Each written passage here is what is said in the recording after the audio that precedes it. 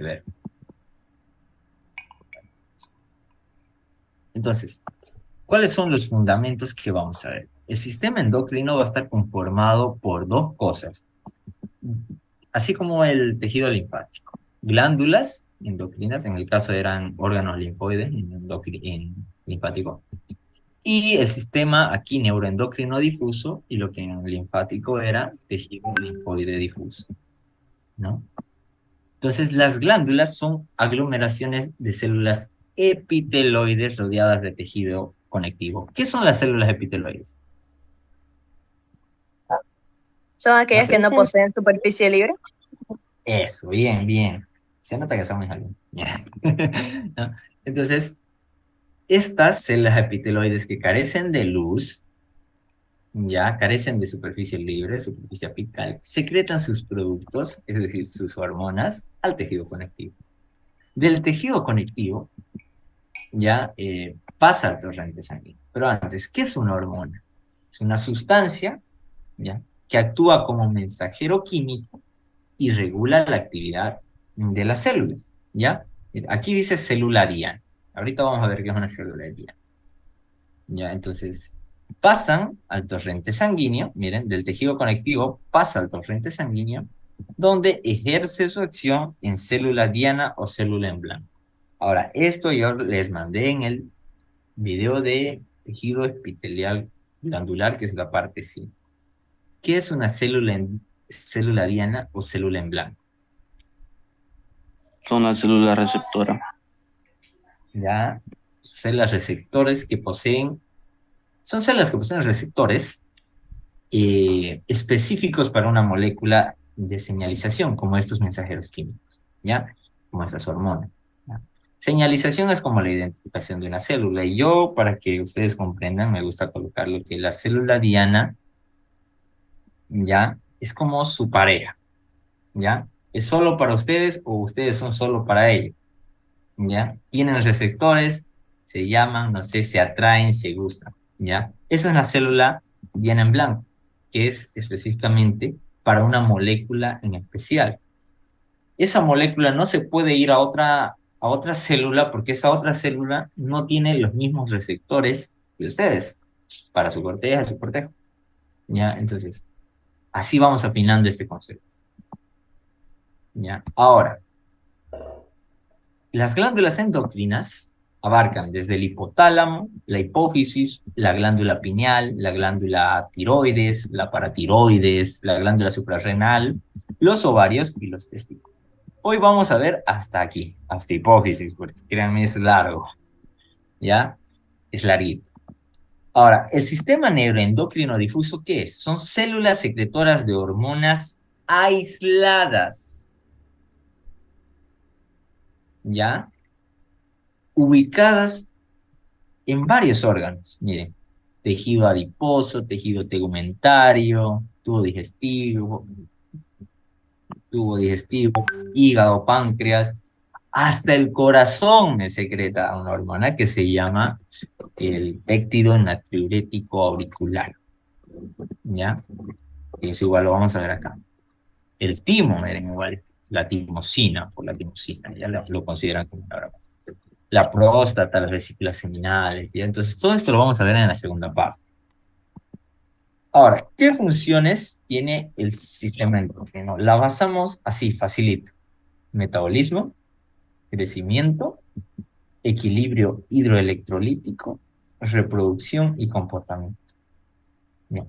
Bajo todo este eje se rige lo que es el sistema endocrino. Ahora, hay una comparación que tenemos que hacer del control que ejerce el sistema nervioso en relación con el endocrino, ¿ya? Entonces, ¿cuáles son las principales? Las moléculas que utilizan, la duración de la acción, ¿ya? Y el tiempo de inicio para mí. Esas tres son. ¿Por qué? El sistema nervioso utiliza neurotransmisores. El sistema endocrino utiliza hormonas distribuidas, ¿ya? Utiliza hormonas, ¿ya?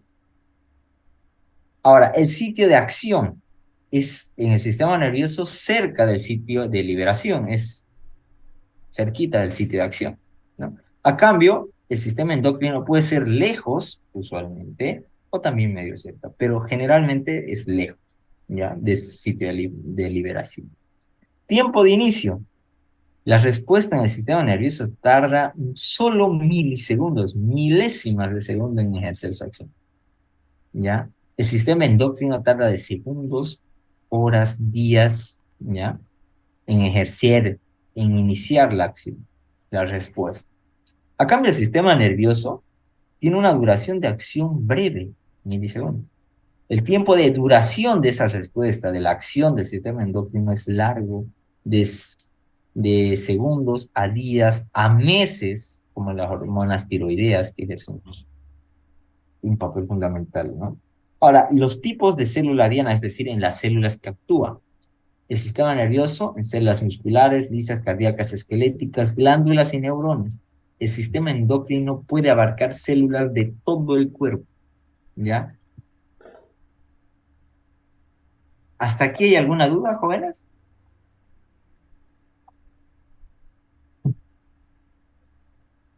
Empezamos a lo mero mismo, ¿ya? Vamos a ver Digamos, qué profe. pasa.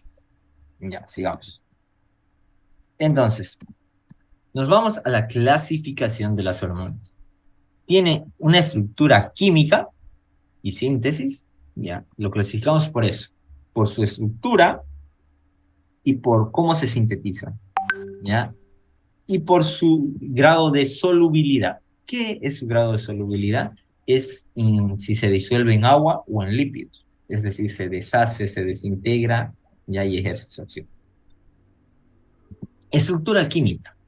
Está clasificada como proteínas, hormonas proteicas, es decir, polipéptidos y péptidos. Ahorita vamos a ver qué es eso. Están como hormonas esteroideas y como hormonas aminas. Ahorita vamos a ver por qué se les llama así, ¿ya? Los péptidos, es decir, las proteínas, se sintetizan en los ribosomas del retículo endoplasmático rugoso. Pero ahí se sintetizan como prehormonas. ¿Qué son las prehormonas? Proteínas de gran tamaño sin actividad biológica, es decir, que no pueden desencadenar una acción. Después pasa a prohormonas, proteínas de menor tamaño que se escinden, es decir, que se rompen dentro del retículo endoplasmático. Entonces ahí lo tenemos, ¿ya? Y después de estas prehormonas se pasan a hormonas, que son proteínas más pequeñas que se encienden en el aparato de Golgi con, uno, actividad biológica y un fragmento inactivo, y es secretado por exocitosis. Esas tres cosas me tienen que saber. Principalmente la actividad biológica. Una hormona es pequeña, ya es una proteína pequeñita, en este caso de las hormonas proteicas, ¿no? Son proteínas pequeñitas con actividad biológica, es decir, que desencadenan una acción, ¿ya? Exocitosis es un mecanismo de transporte de membrana que lo vamos a ver en célula a fin de año porque se relaciona mucho con la fisiología, ¿ya? Y yo se los voy a hacer bonito, un esquema que que no he pillado en ningún video, ¿ya? Entonces, ¿hasta aquí les quedó alguna duda? ¿Sí puede explicar de nuevo la pre o hormonas, por favor? Ya. Recordemos, bueno, ay, es cierto, el doctor Iriarte no avanza a hacer. Hay unos organelos que se llaman el retículo endoplasmático, que está cerca del núcleo de la célula. Ahí hay uno liso y uno rugoso. En el rugoso hay ribosomas, ¿ya? Ribosomas que sintetizan proteínas. Esas proteínas de gran tamaño que no generan una actividad biológica, es decir, que no pueden generar una respuesta, se las llama prehormonas. Después estas prehormonas ya se rompen, se hacen más chiquitas, es decir, proteínas de menor tamaño, ahí en el mismo retículo endoplasmático y se las llama prohormonas, que son proteínas de menor tamaño, pero que todavía no tienen actividad biológica. Y después estas prohormonas se hacen más pequeñitas todavía en el aparato de Golgi. Escindir, eso es el caso de romper, fragmentar. Se rompen en el aparato de Golgi y ya tienen actividad biológica. Son proteínas pequeñas con actividad biológica, un fragmento inactivo, es decir, una parte que no funciona, ¿ya? Y que se secreta por exocitosis, ¿ya? Esa es la cadena. Es decir, para hacer una hormona, primero es una prehormona, luego una prohormona y después una hormona. Eso solo en las hormonas proteicas. Las hormonas esteroideas se sintetizan de otra manera. ¿Ya? Esto no está en su libro, está en fisiología. Y esto yo se los añado aquí porque después y yo me sabía preguntar, ¿y cómo es que las hormonas tienen actividad y las prohormonas no? ¿Cómo es que se forman? Y ya cuando yo llegué a fisiología me encantó esta parte y dije, lo tengo que poner en mis diapos, ¿no? Así que está para que ustedes lo vean. Bueno, vamos a continuar. Entonces, las hormonas proteicas las vamos a llamar polipéptidos, ¿ya? Que son cadenas de aminoácidos. Entonces, las hormonas proteicas que tengan más de 100 aminoácidos las vamos a llamar así. ¿Ya? AA significa aminoácido. Por ejemplo, la hormona del crecimiento y la prolactina son hormonas proteicas. ¿Ya? Bueno, todas son proteicas, pero estas poseen más de 100 aminoácidos. A cambio, las hormonas peptídicas poseen menos de 100 aminoácidos y son la mayoría. Por ejemplo, la insulina, el glucagón, ¿ya? Tienen, pues, una cantidad menor a 100. Hay otras bibliografías que manejan como menor a 50 hormonas peptídicas y mayor a 50 hormonas proteicas. Ya, varía mucho. Por ejemplo, la insulina es una proteína que según bioquímica tiene 41 aminoácidos. Y miren, eso me lo preguntaron en bioquímica, en un examen y en mi disertación. Más bien, yo no me la sabía, la verdad. Eh, una compañera que se había avivado y ella lo dijo, 41 aminoácidos, ¿no? Y yo me acordé de eso y en mi examen decía, eh, ona, puntos suspensivos, posee 41 aminoácidos, ejerce actividad sobre determinados islotes, ni siquiera decía islotes Langerhans, y tienen gran relevancia clínica. Nosotros por la clase práctica tenemos que saber a qué se estaba refiriendo. Y entonces yo vi 41 aminoácidos, insulina. ¿No? Entonces, para aclararles, ¿no? La doctora Hidalgo maneja ese PER. Entonces, no crean que todo lo que van a aprender, puede que el doctor no les pregunte esto, ¿ya? No les va a preguntar. Pero esto para la vida es algo que tienen que saber. Porque, por ejemplo, yo tengo una crítica del doctor Williams. Él dice, los alumnos que me llegan de histología no saben nada. Prácticamente lo dice así. Porque yo les pregunto y no responden, ¿no? Entonces son muy pocos los que tienen base histológica. Entonces yo creo que ¿por qué? Porque nos enseñan a leer lo que nos preguntan y no a leer para la vida, para que podamos llevar más las materias. Entonces yo trato de hacer eso con ustedes, de que ustedes aprendan bien para cuando lleguen otras materias y para su examen, ¿ya? Ahora, las hormonas esteroideas se sintetizan a partir del colesterol, es decir, necesitamos ese colesterol, ¿ya? Y no se almacena, ¿ya? Entonces, ¿qué pasa? El colesterol es degradado por una enzima colesterol desmolasa. No es necesario que se lo aprendan, pero para cuando lleguen a segundo año se acuerdan de mis diapos. Que se transforma, entonces este colesterol por esa enzima se transforma en pregnenolona. Esta pregnenolona es precursor para que se forman las hormonas esteroides. Y en este lapso de flechita, chicos, ustedes en bioquímica van a ver que es un procedimiento enorme, ¿ya? Un montón de reacciones que no se lo ve. Entonces, estas hormonas esteroideas, ¿cuáles van a ser? Van desde el cortisol, aldosterona, testosterona, estradiol. Aunque la aldosterona ya es un mineralocorticoide, ya no es tanto un esteroide, ¿ya? Después vemos las hormonas aminas, que son aquellos que derivan de aminoácidos específicos. Por ejemplo, el más importante. Si alguien quiere preguntar algo,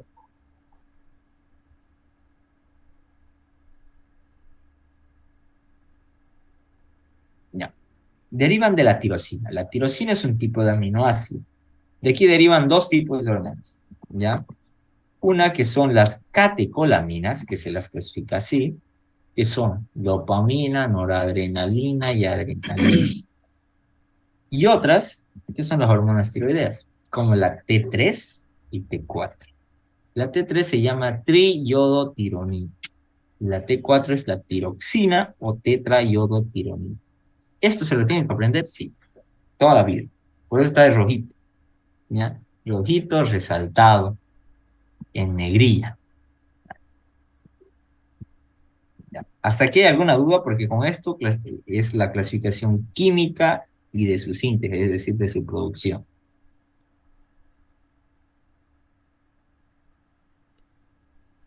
¿Hay alguna duda, jóvenes? ¿Puede explicar un poquito de las esteroideas, Alci, por favor, de nuevo? Ya. Las hormonas esteroideas derivan del colesterol. Tiene que haber colesterol que es destruido por esta enzima, se transforma en pregnenolona y después en hormonas esteroideas. Estas hormonas esteroideas, cortisol, testosterona, estradiol, andrógenos, ¿no? Estrógenos, ¿ya? Eso nada más en lo que es las hormonas esteroideas. Después Auxi, vemos, ¿sí?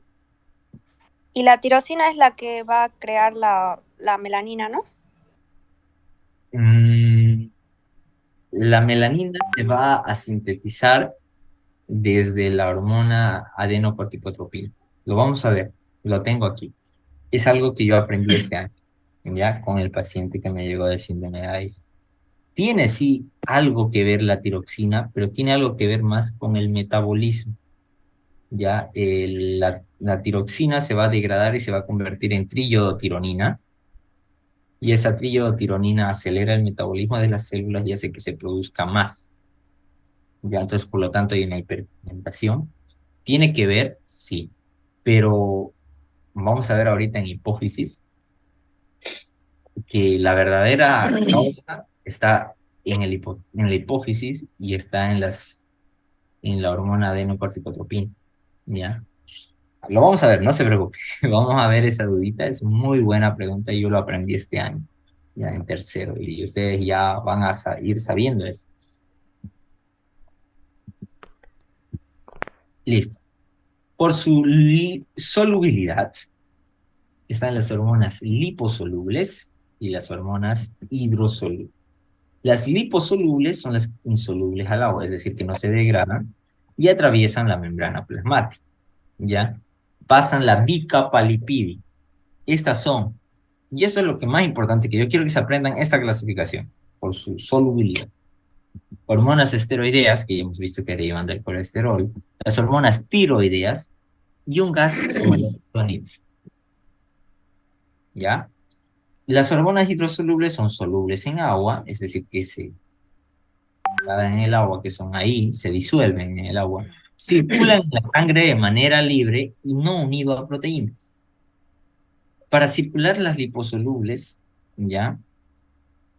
Las liposolubles no necesitan tanto circular porque entran a la membrana, ¿ya? En cambio, estas, como tienen la capacidad de ir en el agua, porque son solubles en agua, van tranquilas. Y estas son las aminas, las hormonas aminas, es decir, las que derivan de aminoácidos. Por ejemplo, ¿cuáles son esas?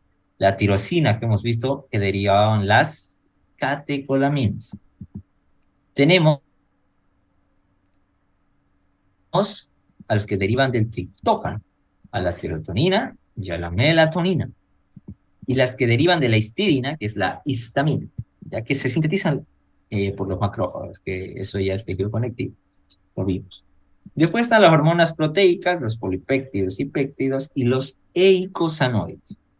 ¿Qué son estos eicosanoides? Son prostaglandinas y leucotrienos. Son agentes locales de la inflamación, pero que pero que también se les considera hormonas, ¿ya? Por más que sean agentes locales de inflamación, se les considera hormonas, ¿ya? Porque están derivando del ácido araquidónico.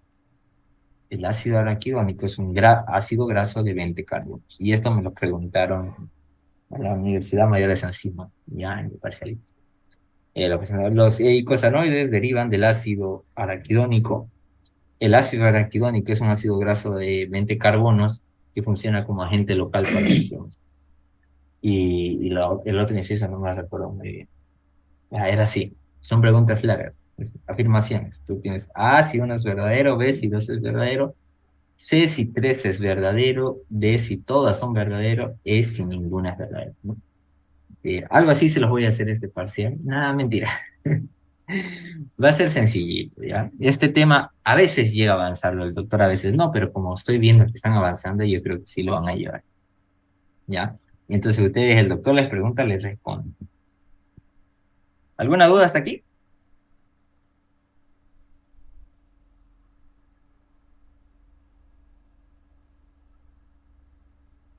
Bueno, vamos a continuar. ¿Cuántas ya? Disculpe, ¿será que puede volver a explicar lo de los eicosanoideos, por favor? Ya, los eicosanoides son agentes locales de la inflamación, pero que también son hormonas, ¿ya? Derivan, ¿ya? De lo que es el ácido araquidónico. ¿Qué es el ácido araquidónico? Es un ácido graso de 20 carbono.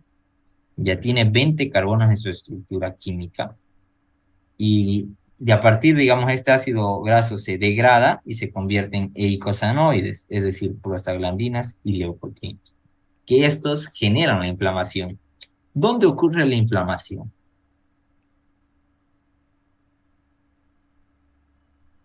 Siempre se las he hecho esa pregunta casi todo el año. ¿Dónde ocurre la inflamación? Laxo. Tejido conectivo laxo, eso. Ahora aquí quiero que me pongan énfasis, ¿ya? Este concepto, he leído unos 5 libros para hallar el mejor concepto de todos de lo que es retroalimentación, y esto es muy bonito de aprenderlo y saber, ¿ya? Y esto, por ejemplo, la doctora Maida en fisiopatología lo lleva y lo saca de un libro que es Torta, ¿ya? Y es hermoso saber esto. Y en esto nos vamos a basar para la parte 2 y para esta parte, ¿ya? El control de la secreción hormonal se hace a través de un sistema de retroalimentación. ¿Por qué se llama sistema de retroalimentación? ¿Ya?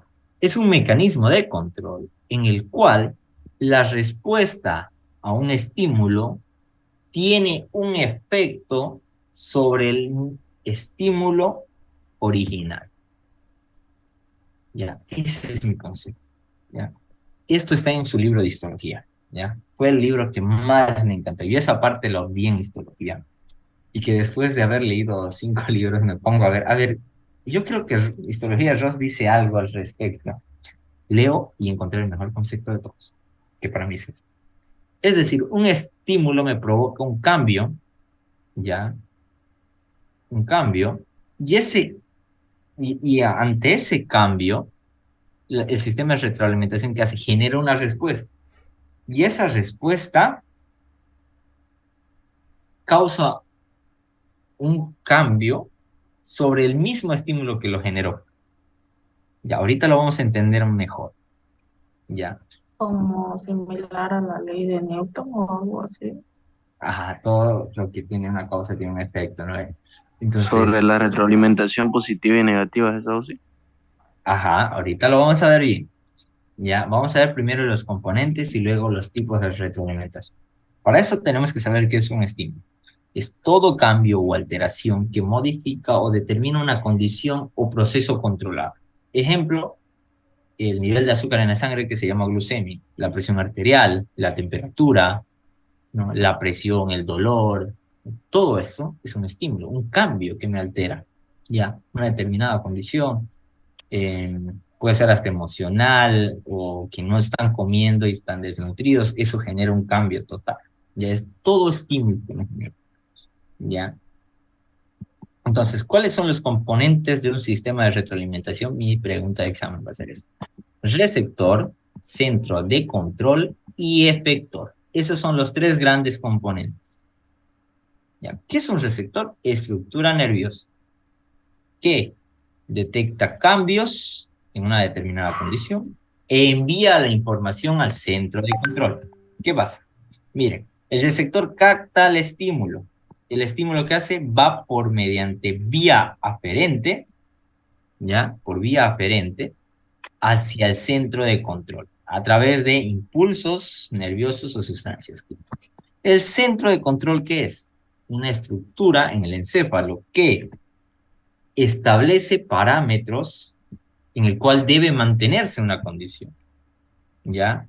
Evalúa esa información y genera señales, genera respuestas, ¿ya? Para los efectores y lo envía a través de una vía eferente, es decir, impulsos nerviosos, hormonas o señales químicas. Y estos van a los efectores, que es una estructura corporal que recibe las señales del centro y produce la respuesta, es decir, modifica la condición.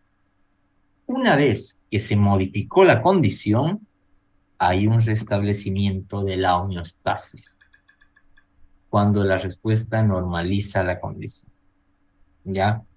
Esto es un sistema de retroalimentación. ¿Qué pasó? Viene un estímulo, me afectó a este receptor y me cambió una condición.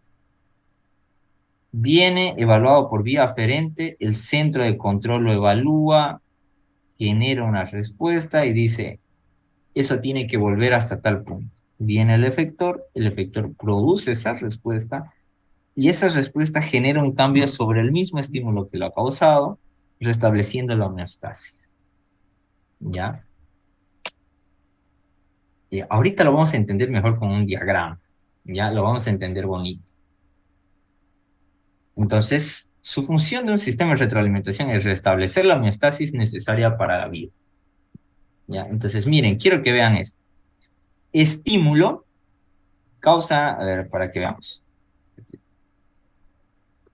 El estímulo causa una disrupción de la homeostasis, es decir, una alteración del medio interno, al aumentar o disminuir una condición controlada.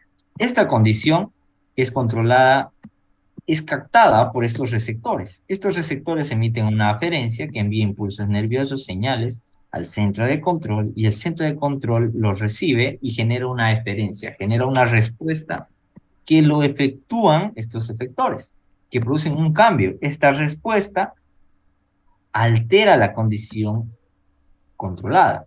En este caso, se alteró la condición y restablece la homeostasis, es decir, el equilibrio de todas las condiciones que se mantienen relativamente estables.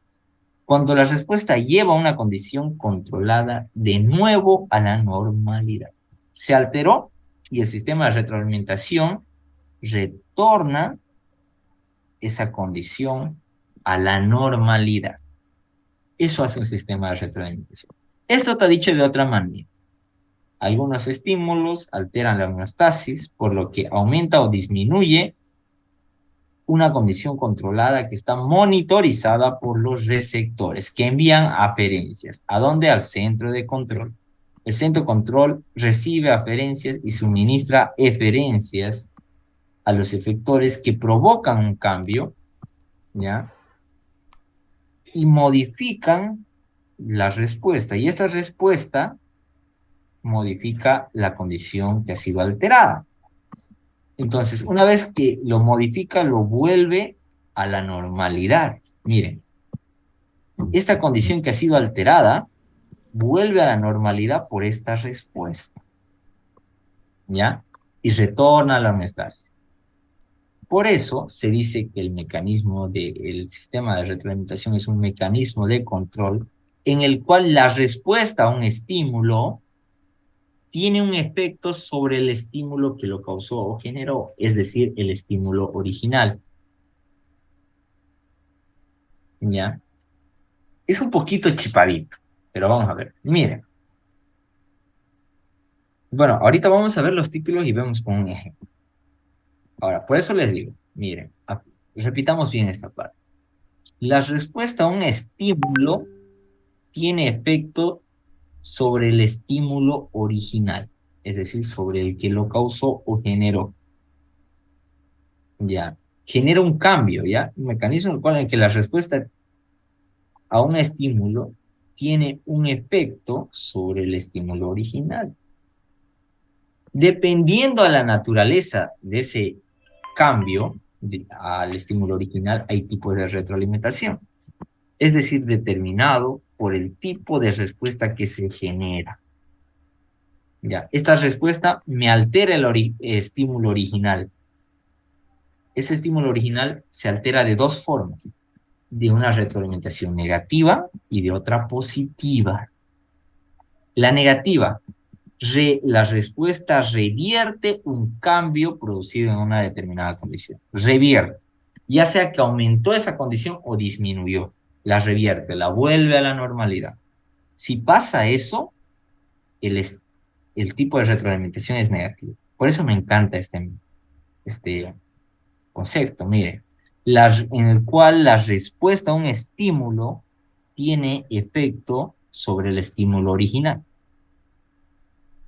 Ahora, la naturaleza del tipo de retroalimentación va, si revierte un cambio, lo vuelve a la normalidad, se llama negativa. Si refuerza o intensifica un cambio, es positivo. Es decir, esta respuesta, si revierte al estímulo original, es negativo. Si refuerza o la intensifica al estímulo original, es positivo. ¿Les quedó alguna duda hasta acá?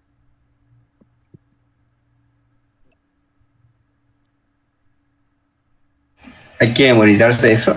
Cadivo de contar el cual. Sí, esta parte sí. Este cuadro al menos, ¿ya? Ok, Tienen que saber, ok.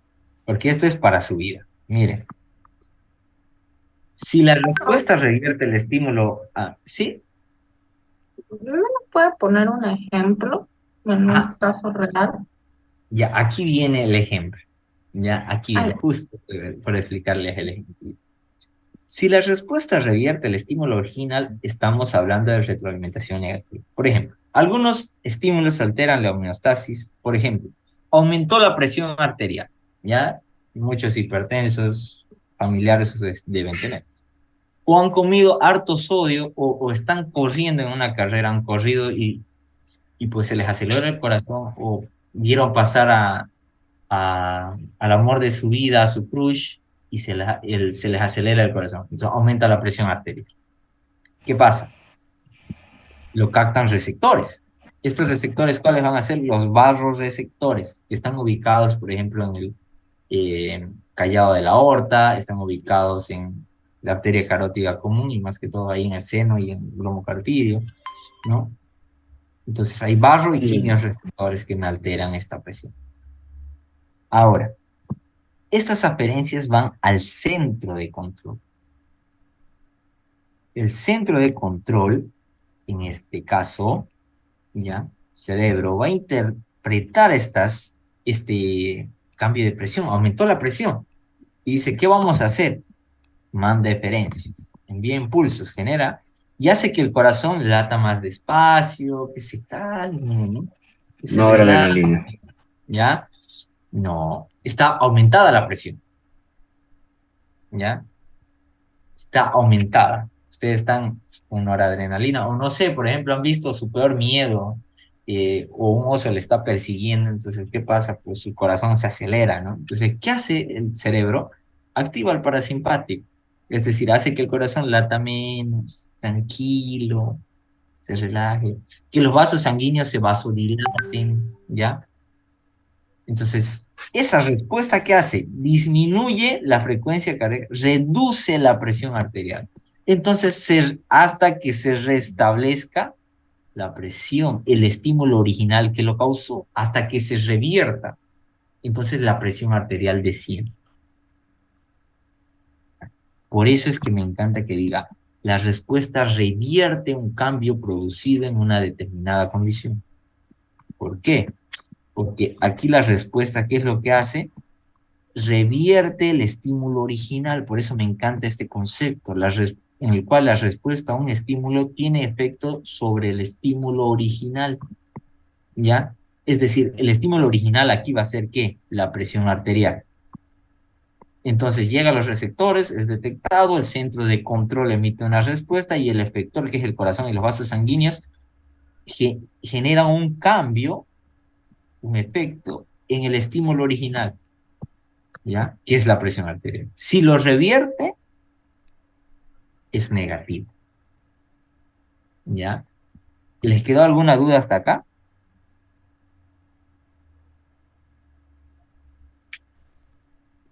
Ahorita vamos a ver lo positivo.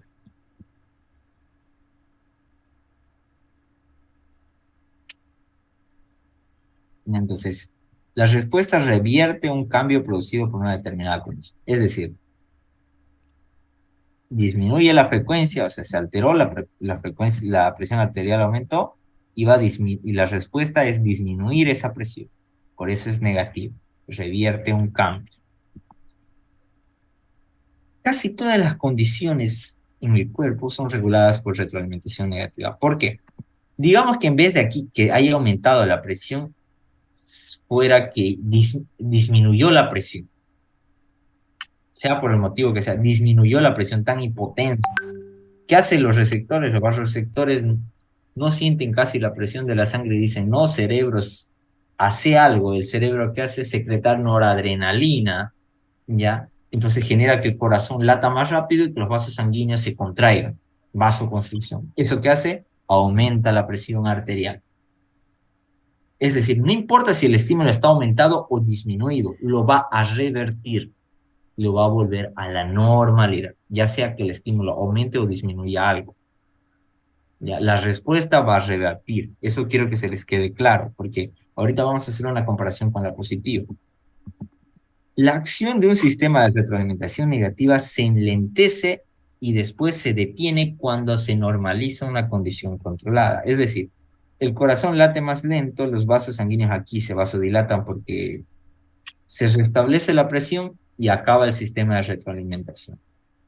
¿Ya?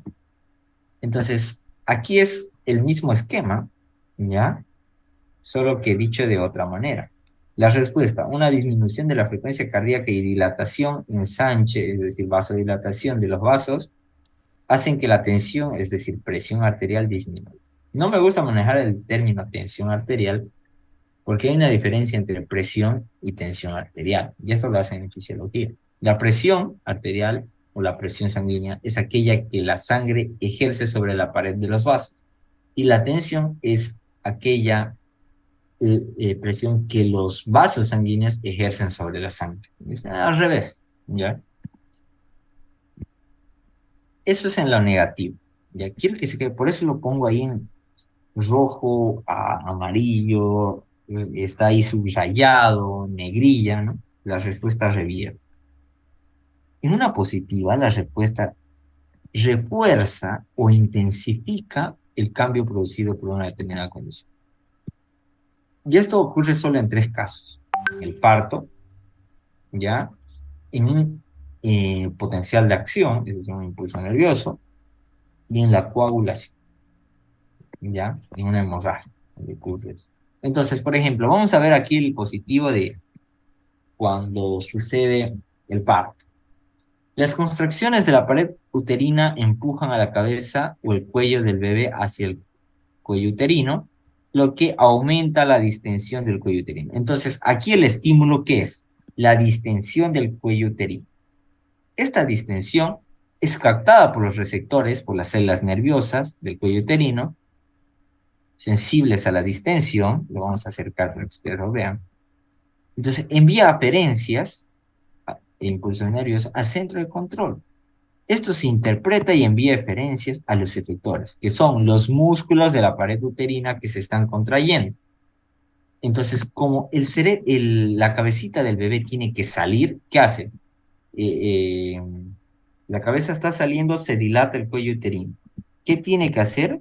Los músculos se contraen con más fuerza para que el bebé salga. El cuerpo del bebé distiende más el cuello uterino, ¿ya? Distiende más todavía. ¿Se dan cuenta? Por más que los músculos se contraigan, hacen que salga el cuerpo del bebé, que todavía distiende más al cuello uterino. Entonces el cuello uterino tiene 2 cosas pueden pasar aquí, ¿no? Mayor distensión del cuello uterino, y esa distensión genera un aumento de liberación de oxitocina que provoca todavía más distensión del cuello uterino. Es decir, miren, se aumentó el estímulo original, ¿ya? Esa distensión del cuello uterino con la cabecita del bebé distendió el cuello uterino. Pero ¿qué pasó? Se contrajeron los músculos con más fuerza, salió la cabecita y sale el cuerpo del bebé que todavía es más ancho. Hace que el cuerpo el cuello uterino se distienda más. Entonces está incrementando el estímulo original, que es la dilatación del cuello uterino. ¿Ya? Entonces, una mayor distensión del cuello uterino aumenta la liberación de oxitocina. Y esa liberación de oxitocina hace que el músculo liso se distienda más. ¿Ya? Entonces, miren, ¿qué puede pasar? ¿Por qué solo hay 3 lugares en lo que ocurre esta retroalimentación negativa? Porque puede ocurrir otra cosa, la interrupción del ciclo del nacimiento del bebé. Es decir, se reduce la distensión del cuello uterino, o sea, lo que rompe el ciclo de retroalimentación positiva. Es decir, esto se puede salir de control y perder al bebé. Se interrumpe y ni modo, ¿ya? Es lo peligroso de un sistema de retroalimentación, ¿ya? Que puede suceder otra cosa.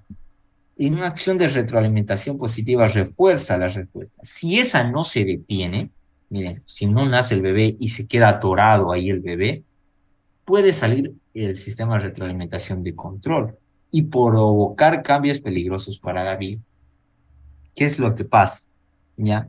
Si, digamos, no sale el bebé, el cuello uterino se dilata, el músculo liso se dilata, ¿y qué es lo que hace? Presiona a los vasos sanguíneos, ¿ya? Y lo que pasa es que después hay una necrosis, ¿ya? O a veces se dilata tanto que después el músculo eh, ocluye la luz de esos vasos sanguíneos, es decir, ya no le llega riego sanguíneo, y lo que hace es, pues, haber una necrosis, ¿no? Porque no le está llegando sangre al músculo liso. Y por eso es que ocurren, pueden provocar la muerte de estos sistemas de retroalimentación. Por eso a mí lo que ocurre es que, pues, el parto, la coagulación y el potencial de acción son los únicos sistemas de retroalimentación positiva. ¿Por qué? Porque intensifican, ¿ya?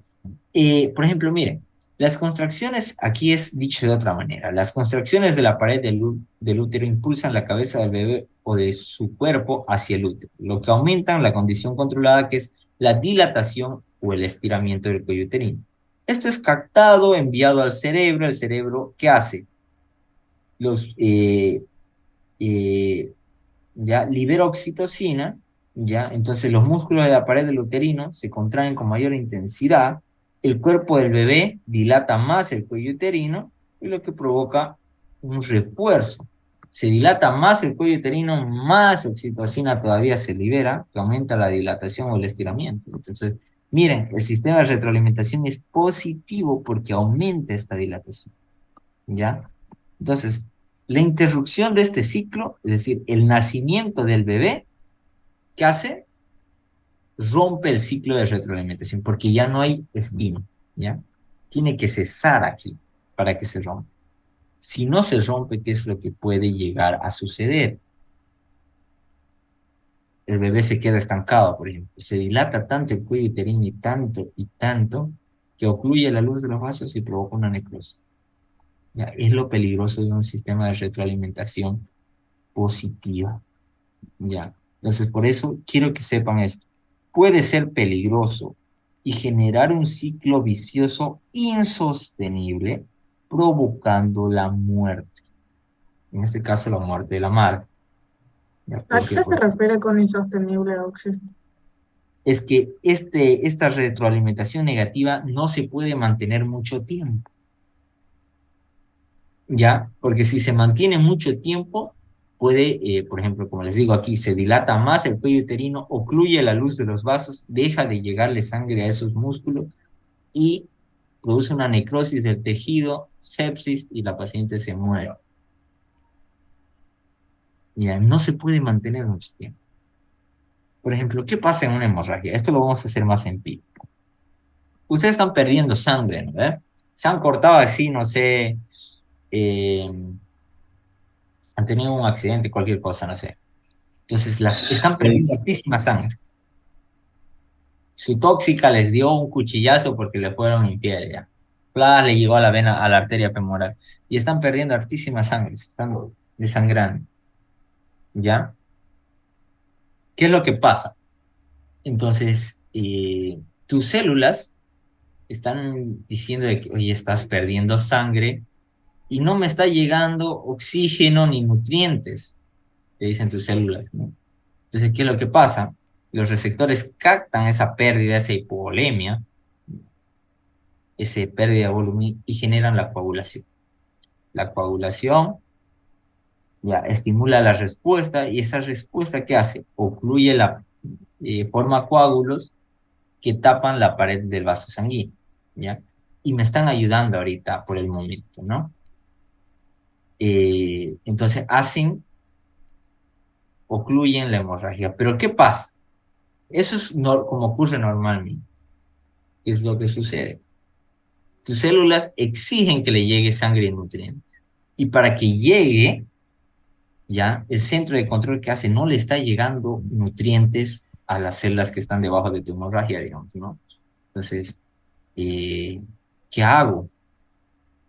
Aumenta la presión del corazón para que empuje la sangre. Y esa sangre que hace, saca el coágulo, ¿ya? Y hay más hemorragia con tal de que llegue sangre a las otras células, le lleguen los nutrientes y el oxígeno. Entonces está incrementando esa hemorragia todavía cuando no debería ocurrir, ¿ya? Entonces, algo así son estos sistemas de retroalimentación que son complejitos. Y así vamos a ver, todas las hormonas que vayamos a ver son así, con retroalimentación positiva y negativa. En Entonces, sí, ¿Cómo? en sí todo dependería de la respuesta, ¿no? Si la inhibe, es negativa. Si la estimula, es positiva. Exacto. Bien, soy feliz, lo entendieron. ¿Ya? Van a ver que cuando ustedes lleguen a fisiología y les expliquen retroalimentación, el concepto es una pavada, ¿ya? No lo entienden, uno no lo entiende ya, de verdad. Yo tuve que leer de Aquí te otro explica libro. bien, sí. No, es que leo el libro que me agrada. ¿Ya? Es que ustedes no entienden una cosa, busquen en otro lado, no solo se basa en una bibliografía. Es bonito. ¿Ya? Entonces, estos chicos, para mis compañeros que estaban en tercer año, era como que, wow, qué interesante, todo, ¿ya? Yo esto lo vi para el propedéutico de la sanción. Y esto lo toman como tan sencillo, tan básico, que no te lo preguntan. O sea, miren, ¿con qué base entran los estudiantes de la San Simón y con qué base entramos nosotros? Pero eso no significa que nosotros no sepamos, ¿ya? Tienen más ventaja en primer año, pero nosotros en segundo, ¿ya? Nosotros tenemos auxiliares buenos, tengo estudiantes como ustedes que hacen que esto cambie y que lo demos tunga, ¿ya? Pero a lo que me refiero es que leyendo bibliografías de otro lado, uno puede entender más, ¿ya? No quiero que sientan de chico palabras ni nada, sino de que uno buscando en otros lados y no solo basándose en lo que el docente les dice, pueden comprender mejor los conceptos. Yo soy feliz con que ustedes hayan aprendido esto de lo negativo y lo positivo. Si la respuesta revierte, es negativa. Si le incrementa el estímulo, es positivo. Solo nos interesa eso, ¿ya? ¿Hay alguna duda del sistema de retroalimentación?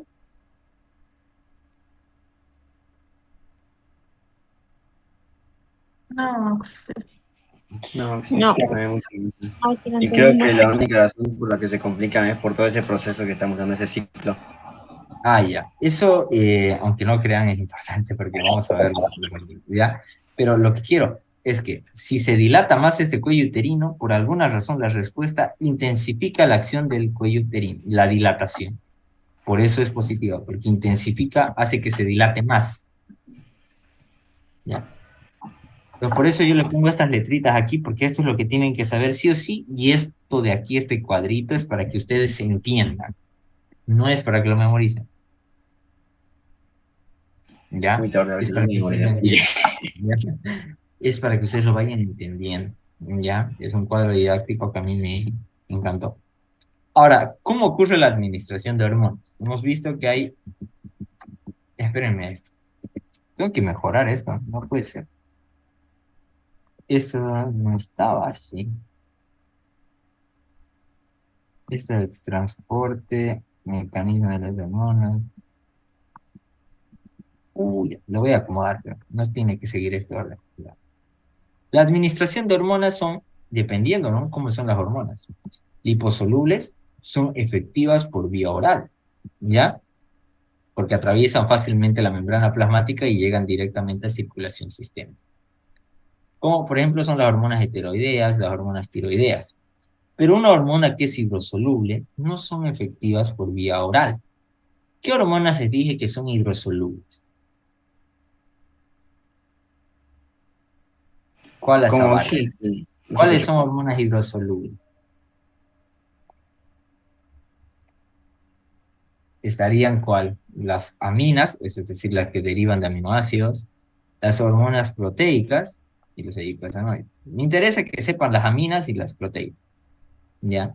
Entonces, las hormonas proteicas les dije que están ahí, pues la insulina, por ejemplo. Y esto se administra en pacientes diabéticos. Por eso les pongo este casito aquí. Entonces, no atraviesan membrana. ¿Debido a qué? Ustedes, digamos que lo tomen por vía oral. Digamos, llega al estómago y las enzimas del estómago rompen sus enlaces y ya no tiene la acción. Se separan aminoácidos y ya no ejerce la acción la hormona. No produce su efecto. Por eso una hormona hidrosoluble no se administra por vía oral jamás. Por eso, por ejemplo, las hormonas peptídicas y polipeptídicas, como ejemplo, la insulina, se tiene que inyectar por vía subcutánea y no se toma por vía oral.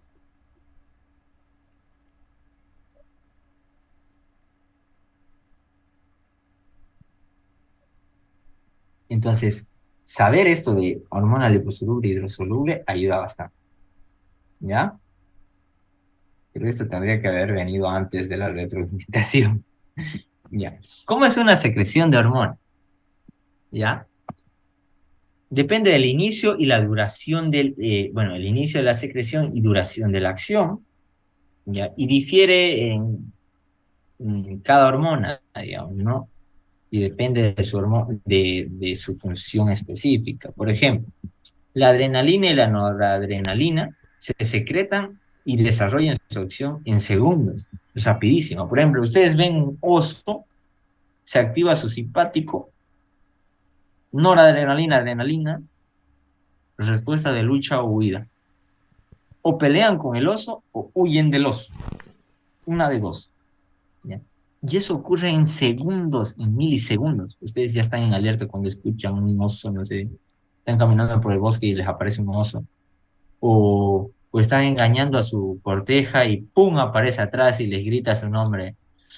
Se les paran los pelos de punta. Adrenalina. ¿Ya? Adrenalina y nora se secreta y se desarrolla en segundos. Pero en cambio, ¿qué pasa con la hormona del crecimiento y la tiroxina? Tardan varios meses en ejercer todo su efecto. Tarda. O sea, va generando su respuesta, pero lentamente, y luego llega un pico máximo.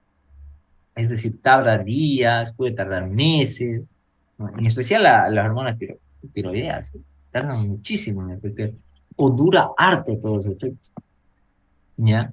Entonces, depende el inicio y su duración de la acción, y eso difiere en cada hormona. ¿Qué más? La concentración hormonal en la sangre. Es decir, hay hormonas, ¿ya?, que requieren poca concentración para generar una respuesta, ¿ya? Generalmente son en picogramos o millonésimas de gramo, ¿ya? Y después tenemos el ritmo y variaciones cíclicas de la secreción. Es decir, hay hormonas que se secretan más por en base a los cambios de estación, a las etapas de desarrollo, al ciclo circadiano, ¿no? Es decir, noche-día.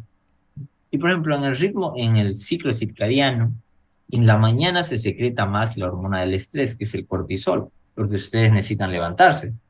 Imagínense que no están estresados jamás, uno se levantaría, ¿no? Se duerme tranquilo, ¿no? Entonces, en las etapas del sueño y actividad física intensa, por ejemplo, aumenta mucho la secreción de la hormona del crecimiento. Por eso les digo que depende del ritmo y las variaciones cíclicas en la secreción. La secreción de hormonas depende de todo esto, de su concentración, de su inicio y duración de acción y del ritmo y variación en la secreción cíclica, es decir, cómo se va secretando, en el ciclo que va, ¿no? En las etapas del sueño profundo, en las primeras 2 horas, se secreta hormona del crecimiento increíblemente. Por eso es un mito que si vas a alzar cosas pesadas, te vas a quedar enano. Un mito total. ¿Por qué? Porque se secreta más hormona del crecimiento en las etapas del sueño profundo y actividad física intensa. En el día puedes hacer actividad física intensa y se secreta hormona del crecimiento. Pero si no duermes, no se secreta hormona del crecimiento, no vas a crecer. ¿Ya? Entonces, miren, desde ahí ya vamos rompiendo mitos, ¿no? Ahora, el transporte de las hormonas. Esto quiero que se lo aprendan, por favor. ¿Por qué? Porque esto ustedes lo van a ver en farmacología, lo van a ver en fisiología, y parte desde histología. Parte cuando vayamos a ver digestivo, cómo están las hormonas, cómo está todo en la sangre. Ya cuando veamos urología, la parte de gemito urinario, cuando veamos la parte respiratoria, tenemos que ver esto. ¿Ya? Entonces, las hormonas hidrosolubles, los péptidos y polipéptidos, por ejemplo, se disuelven en el plasma, ¿ya? Y se transportan de donde se sintetizaron hasta su tejido efector, ¿ya? Entonces, una vez que están en el plasma, digamos, se difunden desde los capilares, pasan al líquido intersticial y del líquido intersticial llegan a su célula diana, a su célula efector, ¿ya? Entonces, eso es lo que pasa con las hidrosolubles. Miren, va por el torrente sanguíneo hasta que llega a su destino, por así decirlo. A cambio, las liposolubles, como las hormonas esteroideas o las tiroideas, la mayor parte, escucha, está unido a proteínas. Y una pequeña parte está de forma libre. Las que están unidas a proteínas carecen de actividad biológica, es decir, que no pueden ejercer su acción. ¿Ya? Cuando está unido a proteínas no ejerce su acción. ¿Ya? ¿Por qué? ¿Ya? ¿O hasta cuándo? Hasta que se separe de las proteínas. Entonces nosotros aquí con término médico ya no decimos que se separe o que se fragmente, decimos disociación, que se separe de las proteínas, ¿ya? Y va a ejercer. Ya por eso dice hasta su disociación.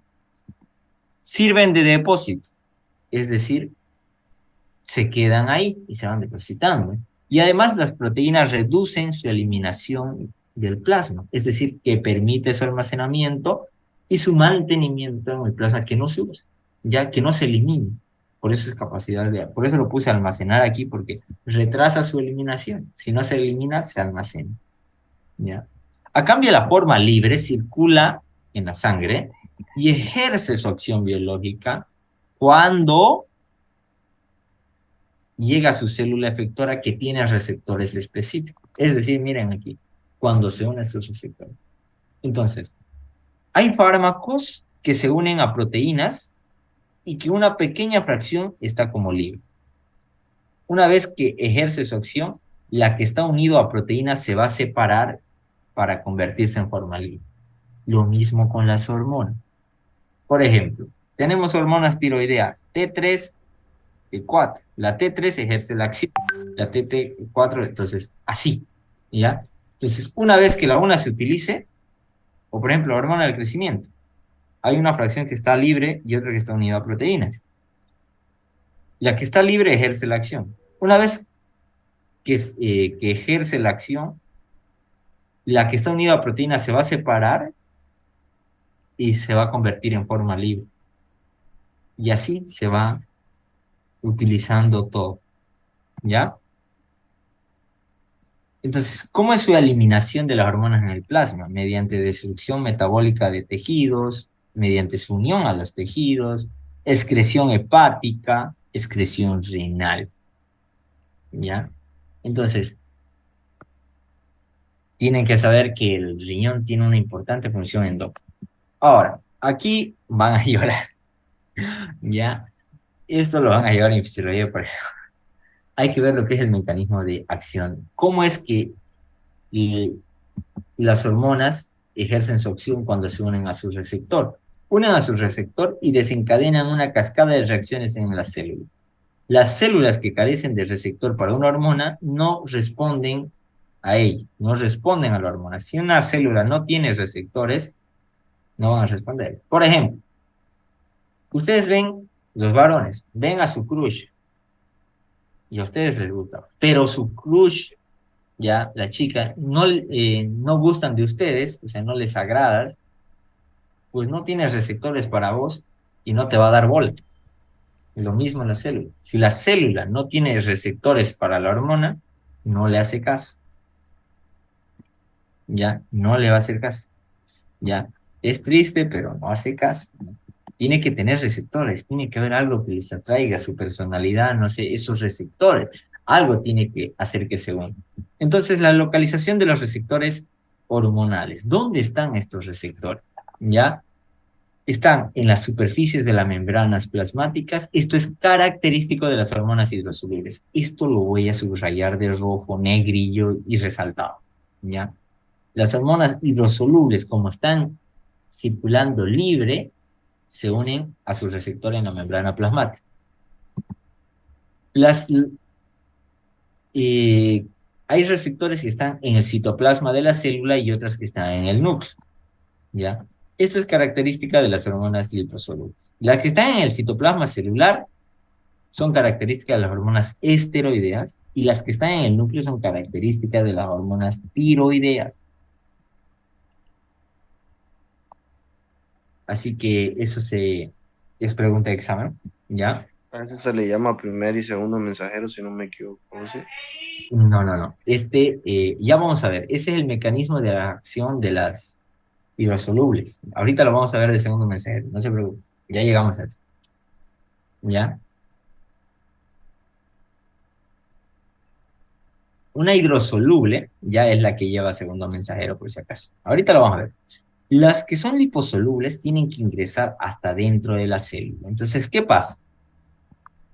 Las hormonas liposolubles actúan en receptores intracelulares, mientras que las hidrosolubles en extracelulares, en la que están en la membrana. Entonces, ¿qué es lo que pasa? Uno, miren, la proteína que está en forma libre, miren, aquí está unida a proteínas. Se separa y queda como forma libre. Entonces, uno, ¿qué sucede? La hormona liposoluble se difunde al interior de la célula. Miren, pasa hacia aquí. Ahí está. Dos, forma complejo hormona-receptor. Es decir, se une a su receptor. ¿Ya? Tres, esa unión de ese complejo receptor, es decir, que se une a su receptor, activa o restringe genes, ¿ya? Que me va a formar proteínas, ya nuevas. Y esas proteínas nuevas dan los efectos hormonales. Estas proteínas nuevas alteran la actividad de una célula. ¿Mediante cómo? Tipos de señalización intracelular, es decir, receptores unidos a canales iónicos. Estas proteínas actúan en canales iónicos unidos a una proteína G o receptores hormonales unidos a enzimas. Es decir, estas proteínas van a actuar como enzimas. Esto no es tan necesario. ¿Ya? Esto es más química, más bioquímica. ¿Ya? Lo que quiero que sepan es que las liposolubles actúan en receptores intracelulares que están o en el citoplasma o en el núcleo de la célula, que hacen que se sinteticen proteínas y esas proteínas me alteran la actividad de la célula. Por eso esta imagen ¿ya? Hormonas liposolubles actúan en los receptores que están dentro de las células diana. Ahora, mecanismo de acción de las hidrosolubles. Actúa en receptores de membrana que lo hacen mediadas por sistemas de proteína G. Estos son los segundos mensajeros. ¿Ya? Siempre me olvido su nombre. ¿Es Michael o Miguel? Michael, Ausi. Michael, ninguno de los dos. Ay, no. Yo lo tengo como Miguel registrado. Ni se acercó. No, es que en serio, lo tengo registrado como Miguel. Así que Michael, ya. Entonces, Michael. Las hormonas hidrosolubles están por segundo mensajero, ¿ya? Entonces aquí tenemos, por ejemplo, estos. El sistema de la adenilato ciclaxa, AMP cíclico y fosfolipasa C son los principales. Después está el GMP cíclico, guanidín monofosfato cíclico, el diacilglicerol, el fosfatidilainositol trifosfato, calcio calmodulina. ¿Ya? Vamos a ver solo estos dos sistemas. No es necesario que se lo sepan. Solo quiero que sepan que las hormonas hidrosolubles actúan mediados por proteínas G mediante segundos mensajeros. ¿Ya? Nada más eso quiero que sepan. Por ejemplo, la unión de una hormona a su receptor se denomina primer mensajero. Es decir, la hormona es el primer mensajero, llega a su receptor y se une.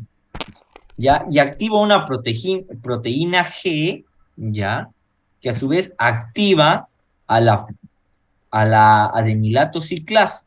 Esta adenilato ciclasa, que está aquí, miren, adenilato ciclasa, activada, es decir, activa, convierte al ATP que está acá, miren, el ATP en AMP cíclico, es decir, o adenosín monofosfato cíclico.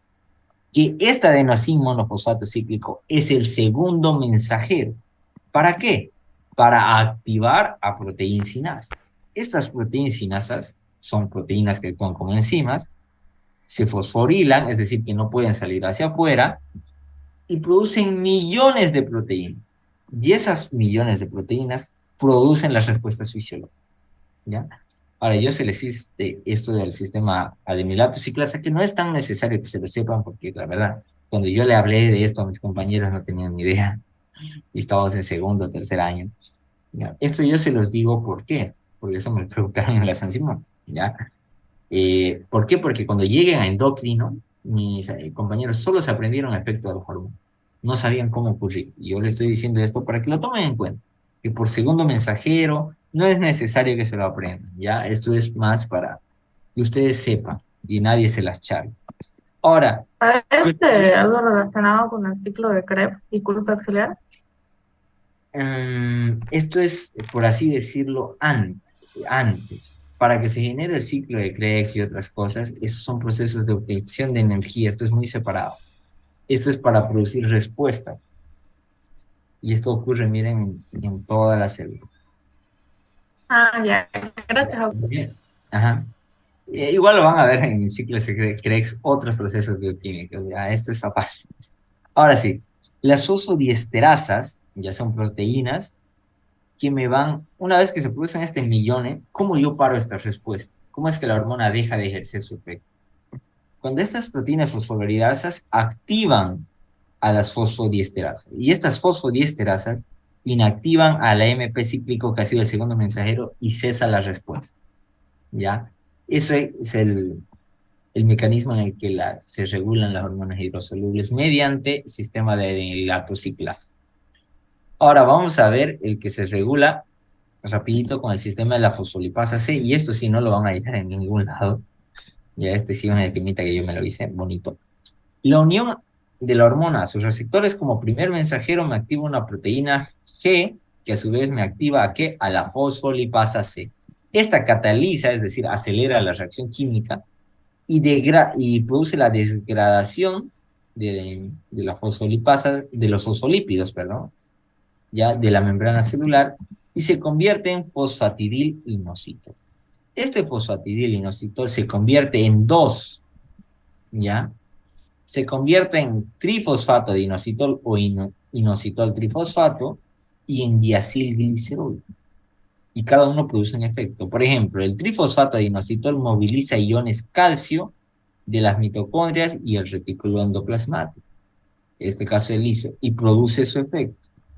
A cambio, el diacilglicerol activa enzimas proteinsinasas que se fosforilan y producen millones de proteínas para producir la respuesta. ¿Ya? Miren, es el diferente mecanismo, pero al final es lo mismo, producir muchas proteínas para producir una respuesta. ¿Ya? Esto es bien profundo. Ustedes saben esto y son genios porque nadie le entiende a esta bioquímica. Nadie sabe cómo actúa el receptor. ¿Ya? Pero estos dos no es tan necesario que se lo sepan, es para que ustedes vean, ¿ya? Aquí empieza lo bonito. ¿Les parece que terminamos? Bueno, lo vamos a hacer rapidito, ¿ya? ¿Cómo es que mientras más avanzamos, aún si los nombres más parecen nombres, o sea, de hechizos, no salía una película? Chistes horribles. Bueno, ya. ¿Les parece que descansamos 4 minutos y volvemos? Ya aquí ya no vamos a ver hechizos, aquí vamos a ver nombres de hormonas. Les voy a dar mnemotecnia. A partir de aquí, mnemotecnia. Y bonitas. ¿O quieren terminar lo ¿Puedes de explicar Word? un poco sobre sustancias liposolubles, Auxi? Segundo mensajero, Un ratito, ¿quieren repasar eso? por favor. Ya. Los dos son mediante segundos mensajeros. Ya, y ahí está la adenilato ciclasa a través del AMP cíclico o el sistema de la fosfolipasa C. ¿Ya? Cuando activa al AMP cíclico, ¿ya? Se activa lo que son la adenilato cicla, el AMP cíclico activa proteínas sinasas directamente, ¿ya? A cambio aquí la fosfolipasa C lo que hace es convertir al fosfatidilinositol y esta fosfolipasa C es el segundo mensajero y convierte a los fosfolípidos de membrana en fosfatidilinositol, se convierte en trifosfato de inositol y diacilglicerol. Ya ahí pasa esto, sucede. Ya. No es tan necesario que se lo sepa. Ya es bioquímico. Ahora, yo les digo esto porque mi profesor, bueno, la doctora Hidalgo, habló de esto. Cuando se produce la diarrea, activa la adenilato ciclasa y produce respuestas fisiológicas. Y por eso es que en una diarrea, cuando hay una intoxicación por comida, se produce la diarrea y uno come más y se produce más diarrea. Mediante este mecanismo que la doctora no nos quiso explicar, qué es este, ¿no? El de la enilatoxiclosa. Ya, y yo dije, este tema no va a entrar en la San Simón. Y entró, y entró. Y yo bien molecular y nada, ¿no? Ni modo, la fregué. ¿Eh? Ahora sí, aquí nos tomamos unos Sí, minutos. y el Ok. sistema, si se produjera una intoxicación por ingesta de fármacos, por ejemplo, el sistema que se activaría sería otro. Mm, sí, depende de a qué afectación hay. ¿Ya? Por ejemplo, en este caso, si sería por intoxicación de fármacos, va a trabajar mucho más lo que son las enzimas del hígado. Va a afectar al sistema oxidativo, que ese ya está mediado por, ¿cómo se llama esta enzima? Viene de lo que es el selenio. Ya el selenio es su puente. La Ya. peroxidasa, ya, que están en el hígado, las enzimas. Eh, Estas enzimas peroxidasas degradan a ciertos fármacos. Hay fármacos que se eliminan por enzimas oxidativas, ya, como son las peroxidasas, los de los peroxisomas, y hay otras que se eliminan por enzimas hidrolíticas, es decir, por los lisosomas. Y ahí utilizan mecanismos diferentes, ya, otros Ujú. aparte de estos. Estos son principales, digamos. Hay muchos. Por eso la bioquímica es amplia, ¿ya? Y los científicos se abocan a esto. Nosotros tenemos que saber esto de aquí, que actúa mediante segundo mensajero. Pero a veces uno dice, me lo aprende de memoria el segundo mensajero, pero yo al final no sé cómo es que esos segundos mensajeros me producen la respuesta. Ahora ya saben, pero no tienen que aprendérselo de memoria. Ya, si ustedes quieren, esto les va a servir en segundo para salvar bioquímica. Ahí yo le dije, pues así a la doctora Hidalgo, por ejemplo, le dije, eso activa la adenilato ciclasa y eso. ¿Y qué más?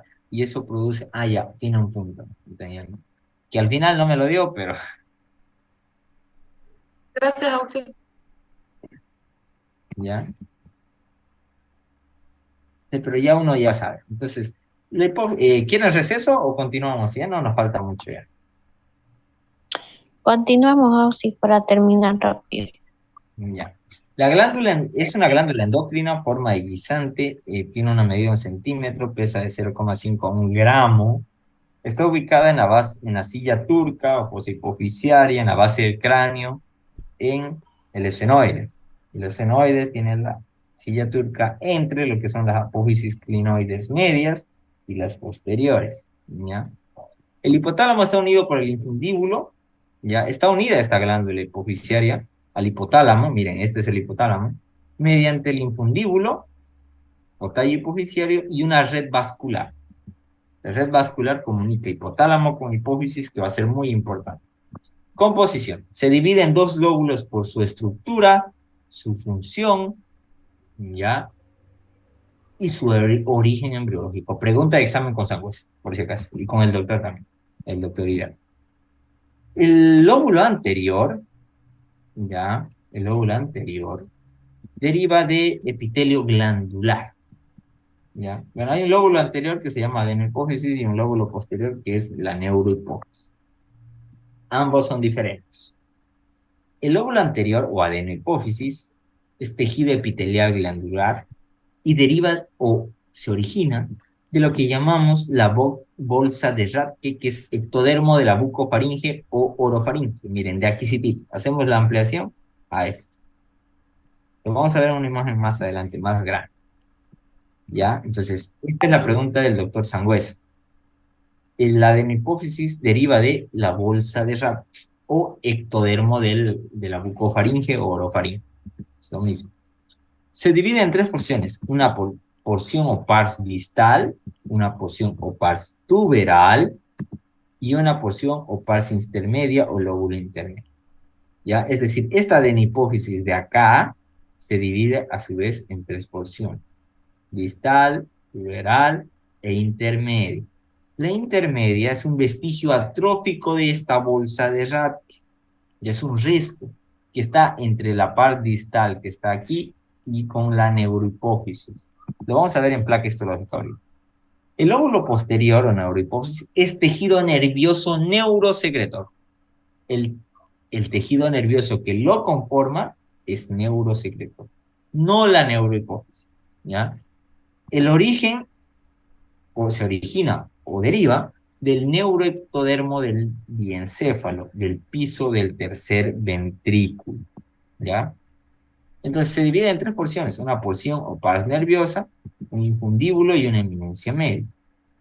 El infundíbulo y la eminencia media contienen los axones neurosecretores y estos forman unos tractos que ustedes lo van a ver igual en neuroanatomía con el docente, que es los tractos hipotálamo hipofisiarios. ¿Ya? Entonces aquí vemos, miren, el origen, cómo es que se formó. Miren, aquí está el fetito, neuroectodermo, bolsa de Rathke, digo aquí, ¿no? El neuroectodermo del piso del diencéfalo, del tercer ventrículo, y aquí el ectodermo de la orofaringe o bucofaringe, que después se va a convertir en la bolsa de Rathke. Entonces, de aquí, de la bolsa de Rathke, deriva la adenohipófisis, del lóbulo anterior, y del lóbulo posterior del neuroectodermo de la bucofaringe. Miren cómo se va juntando, se estrechan, llega sin vagina. Esto se ve en embriología especial bien especial, ¿ya? Pero aquí ya se pregunta.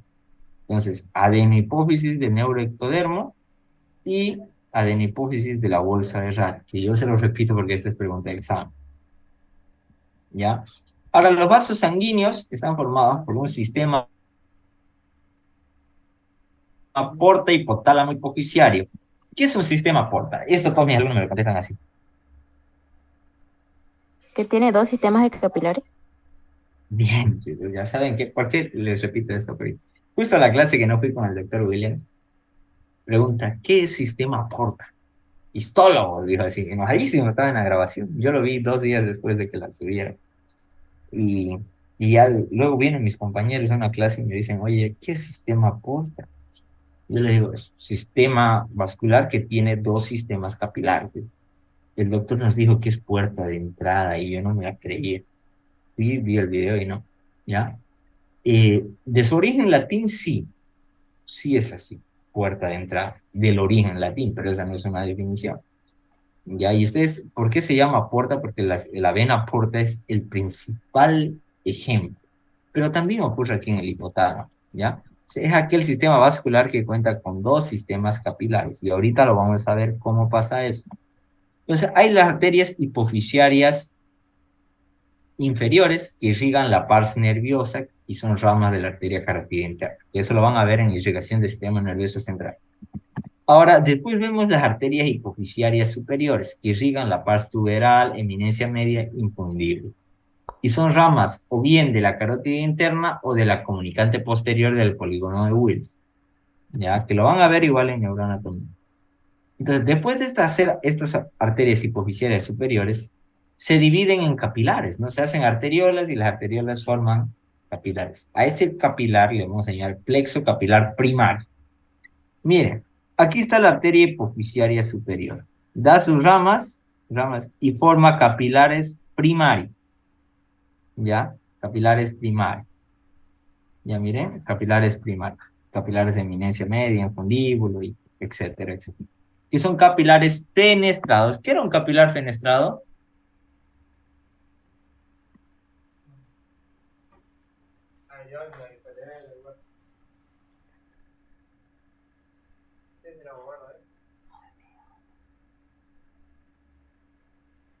Ah, ya no se acuerdan de los fenestrados, ¿no? ¿Qué tenía un capilar fenestrado? ¿Dónde lo encontrábamos esa parte? Ya bueno, vamos a avanzar rápido. Está en hígado, pues, ¿no?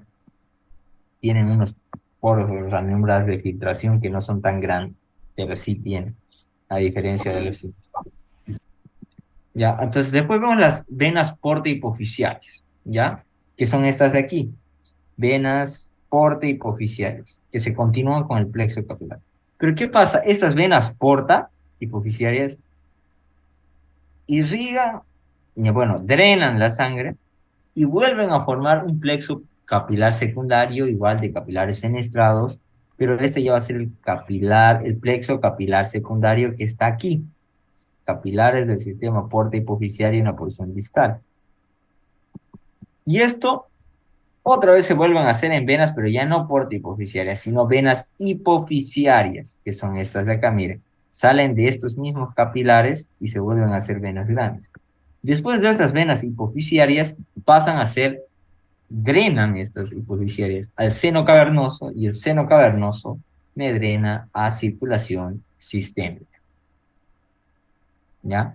Esto es el sistema porta hipotálamo hipofisiario, histofisiología. Bueno, histoanatomía. Ahora, las hormonas, aquí les va a doler la cabeza. Son 6 y tienen que sabérselas de memoria.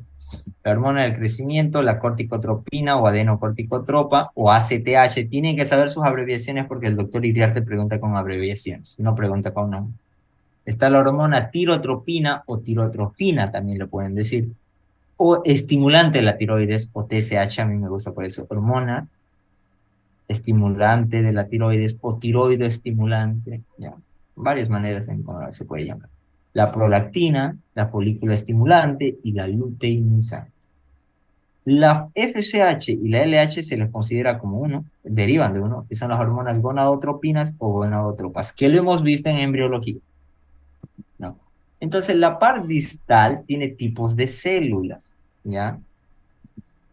¿Ya? De acuerdo a su función y a su tinción, ¿ya? Ahorita vamos a ver la mnemotecnia sola contigo. Es lo que le dicen, ¿no? Esto me lo saqué de Madagascar. ¿Cómo se llama el hipotálamo? El hipopótamo, la mujer. ¿Y cómo era?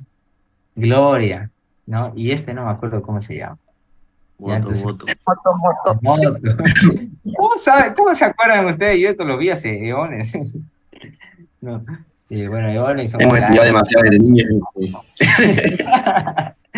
Ya, entonces, por su función y por su tinción. Por su función utilizamos esta mnemotecnia sola contigo, ¿ya?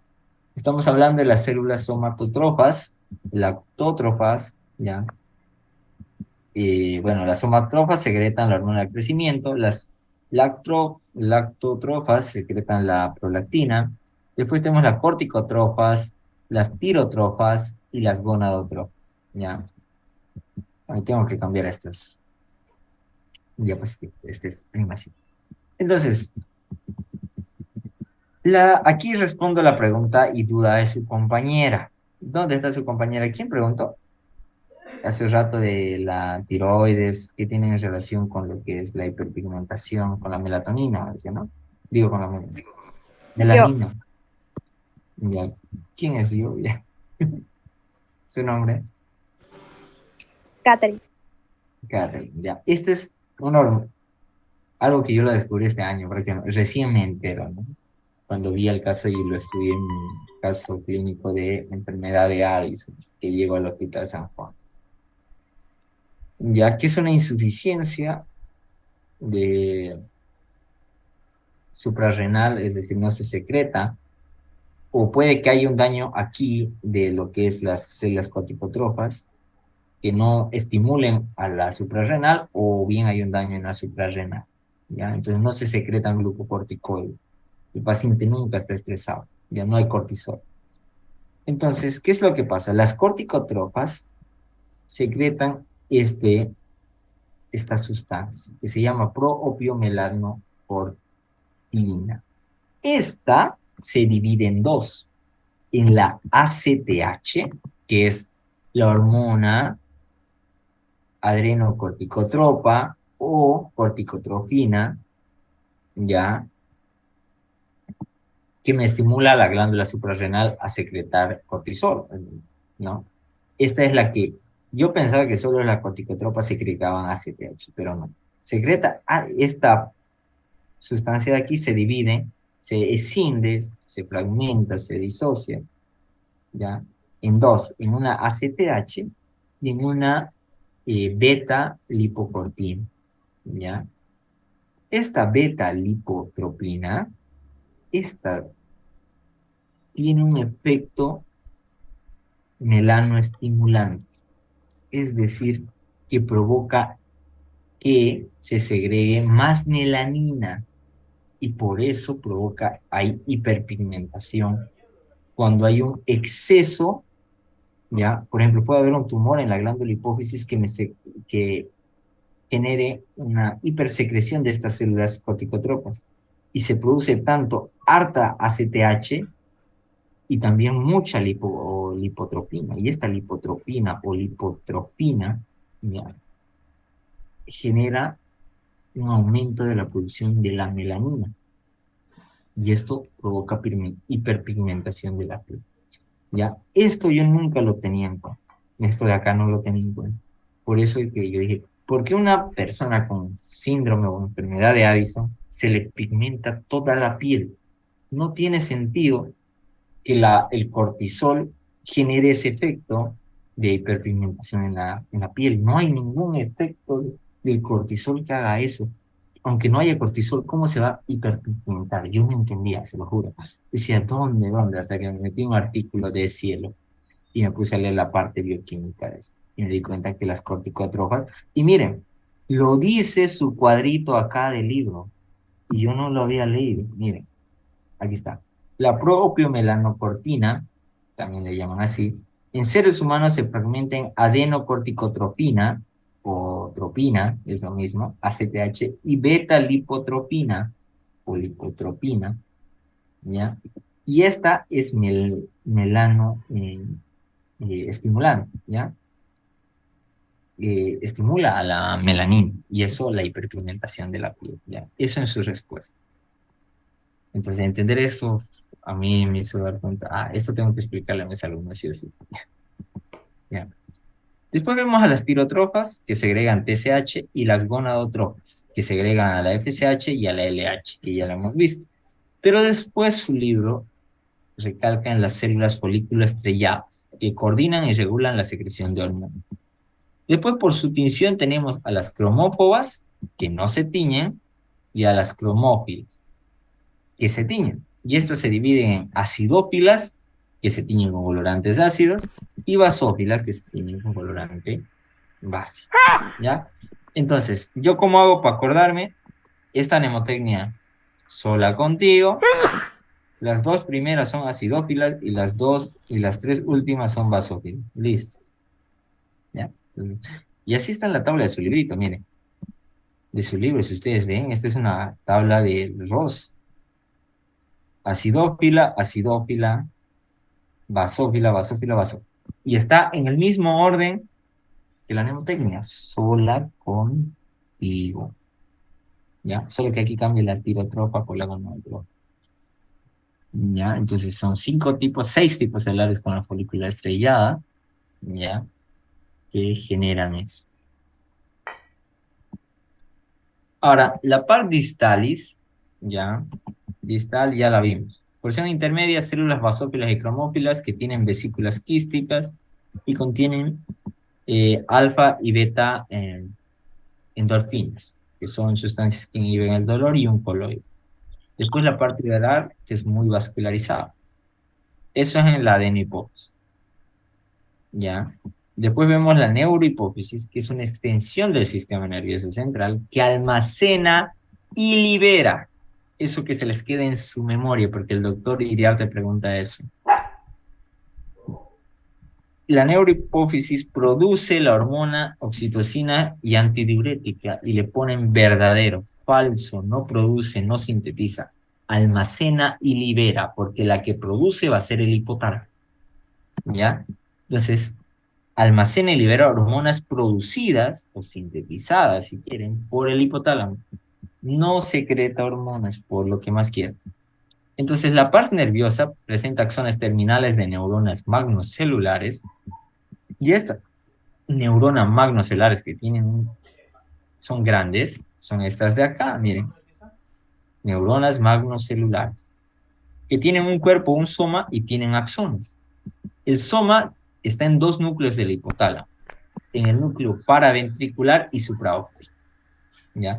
El núcleo supraóptico secreta la hormona antidiurética, ¿ya? O vasopresina, y el paraventricular secreta la oxitocina.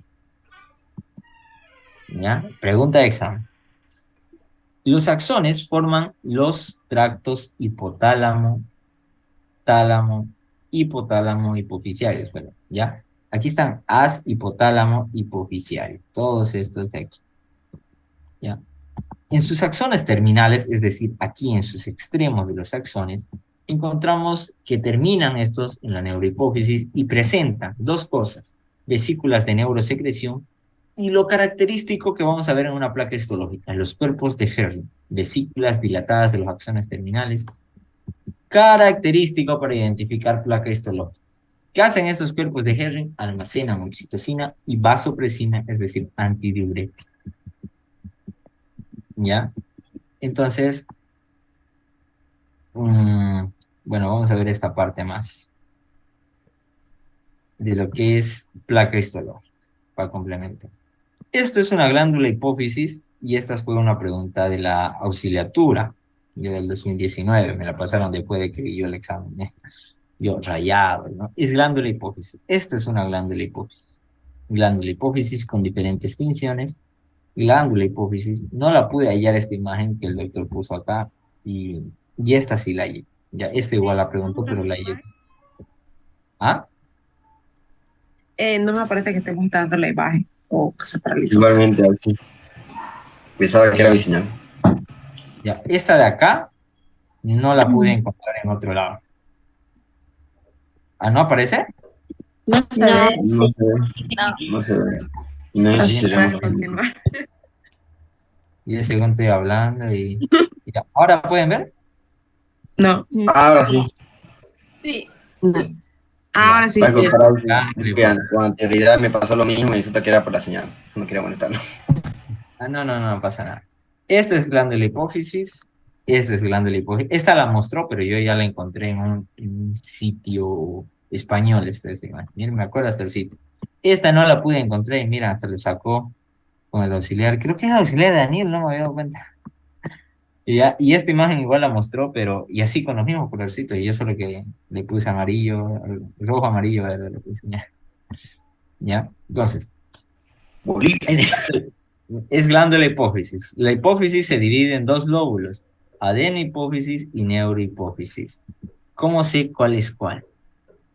Ah, las células se dividían por su tinción, ¿no? Se dividían por su tinción. ¿Y en qué parte se dividían? En la pars distal. Y la pars distal corresponde al lóbulo de la adenohipófisis. Y si corresponde a la adenohipófisis, miren, aquí quiero que vean. Este es de rojo y este es rojo. Aquí está bien colorido, ¿no? Miren, hay tinción clarita. A ver, lo vamos a acelerar más. Ya, miren. Esto de acá, rosadito, rosadito, y bien teñido aquí de azul, azul, azul, azul. Y hay otras que ni se tiñen, están medio blanco entre medio de eso, ¿no? Blanco, ni se tiñen. Esas son las cromófobas. Después vemos a las acidófilas y a las basófilas. Entonces yo veo colorido de varios colores, acidófilo y basófilo, y algunas de color blanco, y yo digo, esto es adenohipófisis, ¿ya?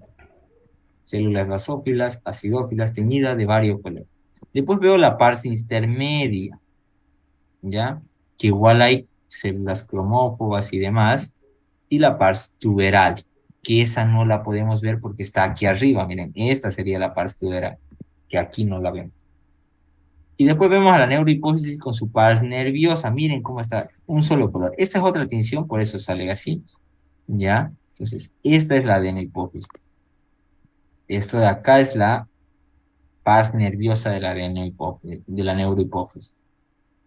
Y la neurohipófisis, hemos dicho que tiene la pars nerviosa, lo que son los cuerpos de Herring, que son estos de acá, ¿ya? Los cuerpos de Herring que almacenaban oxitocina y vasopresina. Y después vemos aquí unas células que se llaman los pituicitos, ¿ya? Que están característicos de la pars nerviosa, que no lo puse acá, ¿ya? Que son estas de acá. ¿Qué son los cuerpos de Herring? Son dilatación. Entonces, producción, función, producción de hormonas. ¿Listo? Eso nada más. Hasta aquí vamos a quedar, porque la verdad nos falta todavía harto. ¿Se ve ahora lo que estamos viendo?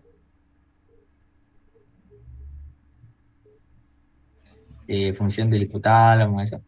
¿O se sigue viendo lo otro? Hipófisis sigue viendo. Ah, ya. Voy a cambiarlo. Ya. Hasta ahora. Sí se Se ven ve. los apuntes. Sí se ve. Quedan, he hecho 30 diapos por la primera parte y no hemos acabado. Miren, todo esto lo vamos a avanzar.